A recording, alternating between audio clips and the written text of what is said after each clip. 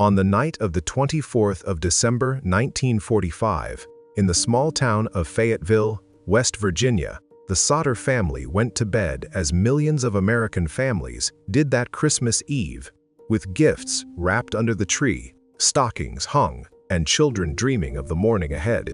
George and Jennie Sodder had 10 children. By dawn, 5 of them would be gone. The house would be ash and rubble. And the question that consumed the rest of their lives, the question that still has no answer, would take shape in the cold mountain air of that December morning. Where did the children go?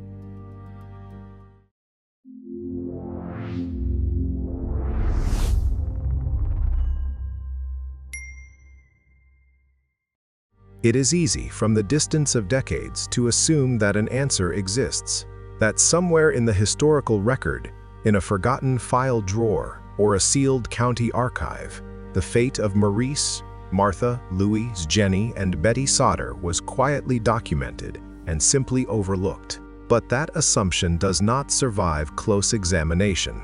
The Sodder case is not a mystery born of neglect or indifference.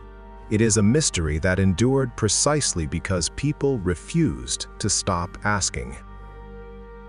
To understand what happened in Fayetteville that night, you have to first understand the world that surrounded it. The United States in December 1945 was a nation suspended between relief and uncertainty.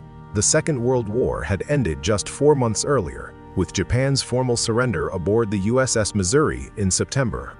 American families were reuniting, industries were retooling, and the country was gripped by a collective exhale, a sense that the worst was behind them. Yet the transition from wartime footing to peacetime normalcy was neither smooth nor immediate. Housing was scarce. Rationing of certain goods was still in effect. The federal government was managing the return of more than 12 million servicemen, and communities across America were absorbing veterans who carried invisible wounds alongside their discharge papers. West Virginia in 1945 was a state shaped by coal and shaped by the Depression before that. The southern counties, tucked into the Appalachian Hills, were communities of tight-knit immigrant families who had come to work the mines and stayed to build lives. Fayetteville, the seat of Fayette County, sat in the New River Gorge region, a place of steep hollows, narrow roads, and winters that came hard and early. The mountain terrain meant that fire departments operated with significant limitations. Rural fire companies of the era were often volunteer organizations, equipped with modest apparatus and dependent on water sources that could be difficult to reach in icy conditions. When a structure fire broke out on a cold night in December, the response time and water supply were both critical variables, and both were subject to the geography of the hills. George Sodder had immigrated to the United States from Italy in 1908. He settled in West Virginia, worked in the mines, and eventually built a modest trucking business hauling coal and goods through the county. He married Jennie Cipriani, also of Italian descent, and together they raised what would eventually be 10 children. By 1945, George was 50 years old, a solidly built man with a reputation in the community for directness and a certain stubbornness that those who knew him attributed to pride. He had been vocal before the war in his criticism of Benito Mussolini, which had reportedly put him at odds with at least one man in the area, a detail that would take on troubling significance in the months that followed the fire. Jennie was 40 years old and the organizational heart of the household. 10 children required logistics, patience, and authority in equal measure, and by all accounts she provided all three. The family lived in a 2-story frame house on Route 16 on the edge of Fayetteville, a house that George had built himself and added onto over the years as the family grew. The 5 children who vanished that night ranged in age from 5 to 14. Maurice was the oldest of the 5. At 14, Martha was 12. Louis was 9. Jennie, named for her mother, was 8. Betty was the youngest, just 5 years old. The 5 older Sodder children, John, Sylvia, Marion, and an older sibling who had already left home, survived. The 5 who disappeared were, by every account from their parents and siblings, healthy, active, and deeply embedded in the daily life of the household. Maurice helped his father with the trucks. Martha was described by neighbors as cheerful and social. Betty and Jennie, the two youngest, were inseparable in the way of small sisters close in age. On the evening of the 24th of December, Jennie Sodder allowed the children to stay up past their usual bedtimes. It was Christmas Eve, and there was excitement in the house. The older children helped decorate. Gifts were arranged, and the family gathered as they had every year before. Sometime after 9 in the evening, Jennie went upstairs to bed, leaving the 5 younger children, Maurice, Martha, Louis, Jennie, and Betty, awake in the front rooms of the house. Her husband George had already gone to sleep. The 5 older children who were home that night, Sylvia and others, went upstairs as well. The house settled into the particular quiet of a Christmas Eve after the adults have retired, but before the children have followed. What happened next is not fully known. What is known begins at approximately midnight, when Jennie Sodder woke to the smell of smoke. She came downstairs into a house already filling with heat and light. Fire had taken hold somewhere in the structure, and it was moving fast. George Sodder got out through the front of the house. Jennie and the children who were upstairs with her got out through windows. Sylvia, who was older, helped direct the escape. But the 5 children who had stayed downstairs, Maurice, Martha, Louis, Jennie, and Betty, were not where they had been left. The front rooms were inaccessible. Flames blocked the interior passage. George Sodder, barefoot and frantic, made multiple attempts to re-enter the house. He tried to reach the external ladder that was normally kept against the side of the house to access an upper window, and found it missing from its position. He attempted to use his coal-hauling truck to position it against the house for a rescue approach, but the engine would not start. He ran to the home of a neighbor to call the fire department, and the call was placed. By the time firefighters from the Fayetteville Volunteer Fire Department arrived, a significant portion of the structure was already consumed. The fire burned with remarkable speed. Within 45 minutes of the first alarm, the house had been reduced to a smoldering ruin. It was a cold night. Temperatures had dropped well below freezing in the hills outside Fayetteville, and the ground was hard and frozen. When the fire was extinguished and the Sodders began looking through the debris, they found something that would become the seed of decades of doubt. They found almost nothing, no remains, no bones of any consequence, no evidence, at least not immediately, that 5 children had died in the structure. Fire Chief F.J. Maurice arrived at the scene in the early morning hours. His initial assessment was that the fire had burned hot enough to completely consume the bodies of the 5 missing children. This explanation, that the fire had been intense enough to destroy human remains entirely, became the official position almost immediately. The Fayette County Coroner, Horace Ashe, issued death certificates for all 5 children without conducting a formal investigation of the debris and without physical remains to examine. It was December 1945, and the nation was exhausted by death. The administrative mechanisms of a small rural county were not calibrated for prolonged inquiry. But the Sodders were not satisfied. George in particular could not accept the official conclusion. He had seen enough from his years working in industrial settings to understand something about fire and about material evidence. He began pointing out almost immediately specific details that did not align with the explanation being offered. The debris from the fire was removed and dumped into a nearby pit by a local contractor shortly after the fire, within a matter of days, before any systematic examination had been conducted. George Sodder protested this, but the material was gone. Any forensic evidence that might have existed in the ashes was now inaccessible under fill at a local site. The removal of the debris happened so quickly that it became one of the earliest and most persistent sources of suspicion for the family. Why the urgency?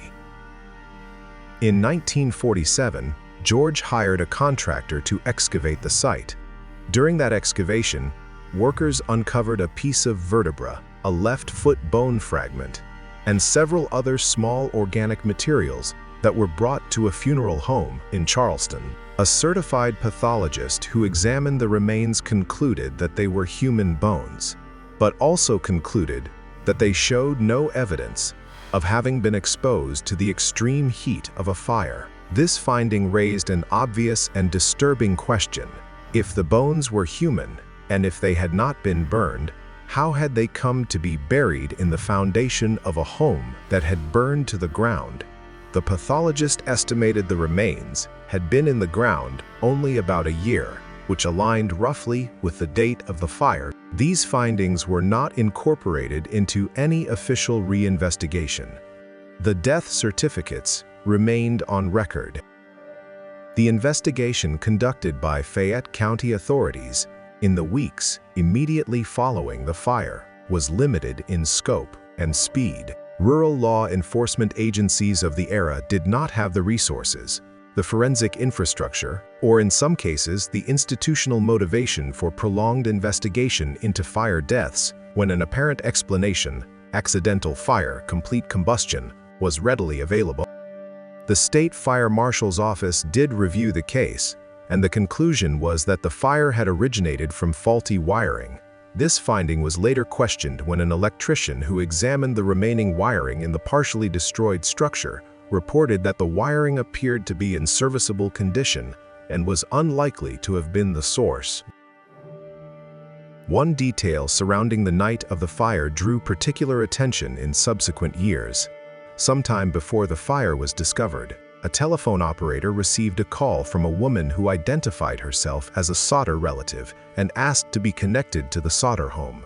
The operator was unable to complete the call. When the fire broke out and the Sodders attempted to contact the fire department, their telephone line was found to be inoperable. Cut, some investigators later suggested, rather than damaged by fire. The telephone lines to the house ran outside the structure, and if they were cut before the fire started, the family would have been isolated from calling for help during the crucial first minutes. A second detail involved the ladder. George Sodder was specific in subsequent interviews that the external ladder he kept on the side of the house was not in its usual position on the night of the fire. He reported finding it some distance away, thrown into an embankment or displaced from where it would normally have been.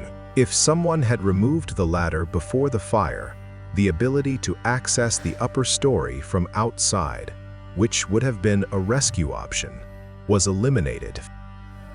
A third detail was the behavior of the family's truck.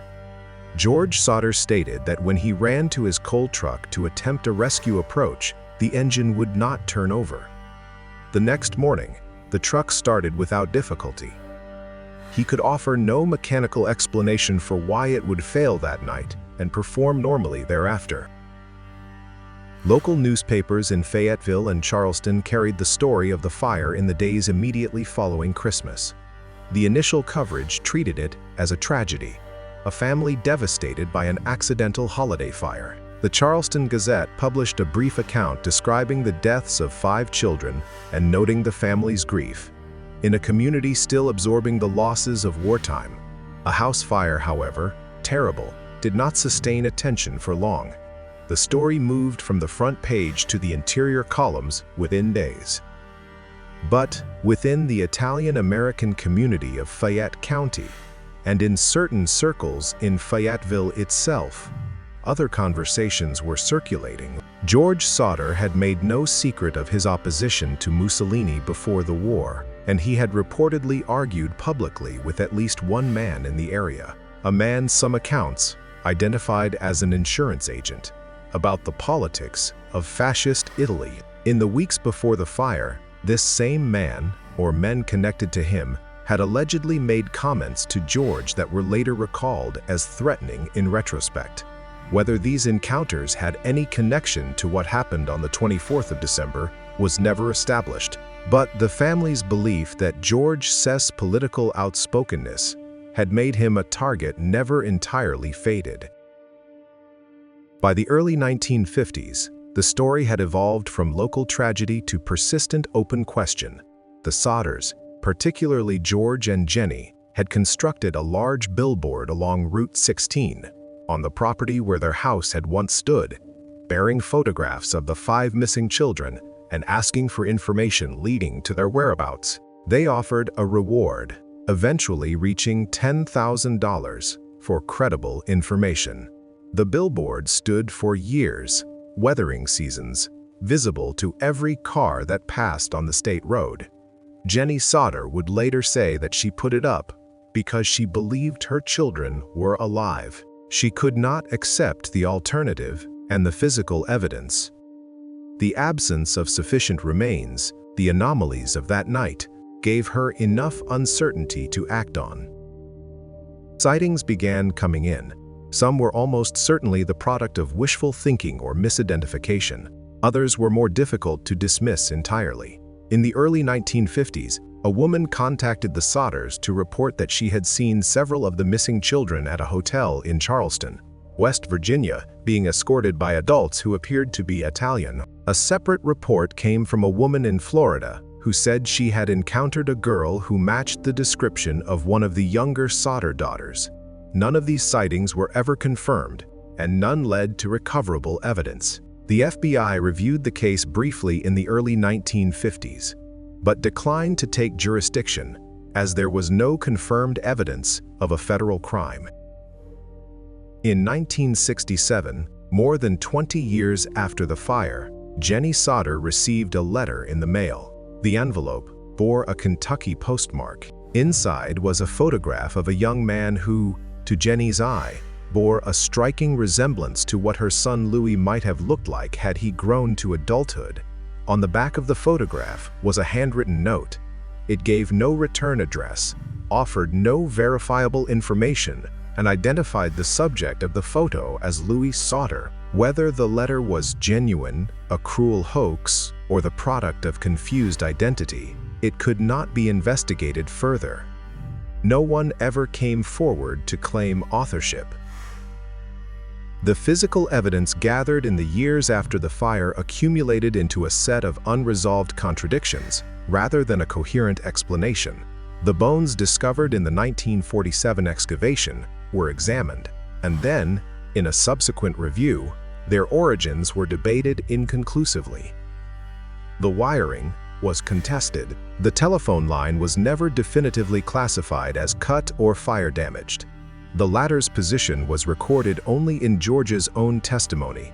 Each piece of evidence was individually arguable, and no single piece was sufficient to overturn the official conclusion. Collectively, however, they formed a pattern that the Sodder family, and eventually a broader audience, found impossible to set aside.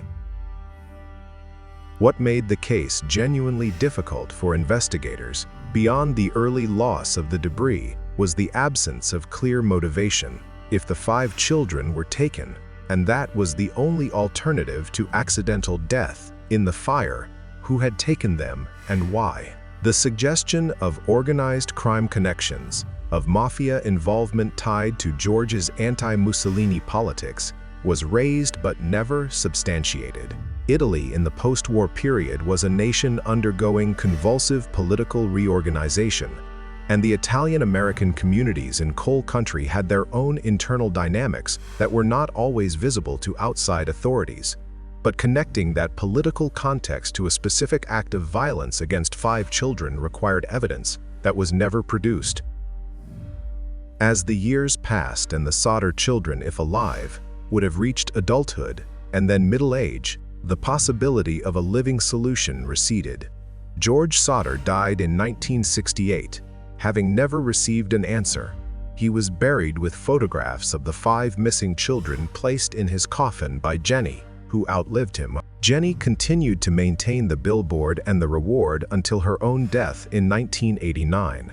Their surviving children have continued to pursue the question into the 21st century, participating in media coverage, consulting with forensic specialists, and maintaining the family's position that the official record is incomplete.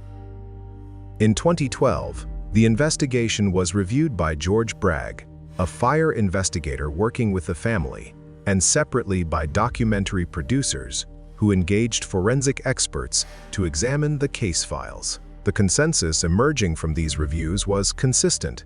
The original investigation was insufficient by modern standards, and the destruction of the debris made definitive forensic resolution impossible. The bones recovered in 1947 were re-examined, but could not be conclusively linked to any of the 5 children without DNA comparison, and without known reference samples of adequate quality. That comparison could not be completed. The billboard that George and Jennie built on Route 16 is gone now. The lot where the house stood has changed. The Fayette County Court records from December 1945 are partial. The men and women who were present that night are dead. The case sits in the files of researchers and true crime historians, occasionally reviewed, never resolved.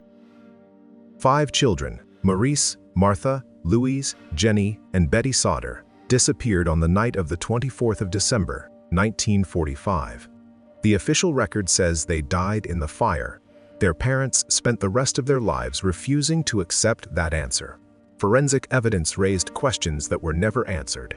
Physical anomalies were never explained. And in 1967, a photograph arrived in a Kentucky postmarked envelope that Jennie Sodder kept until the day she died.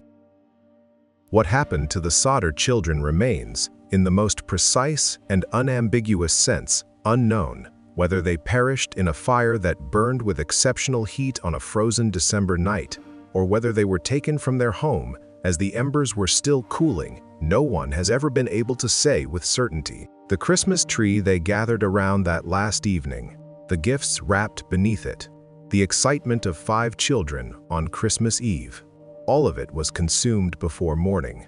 What came after is a question that the American historical record has never closed.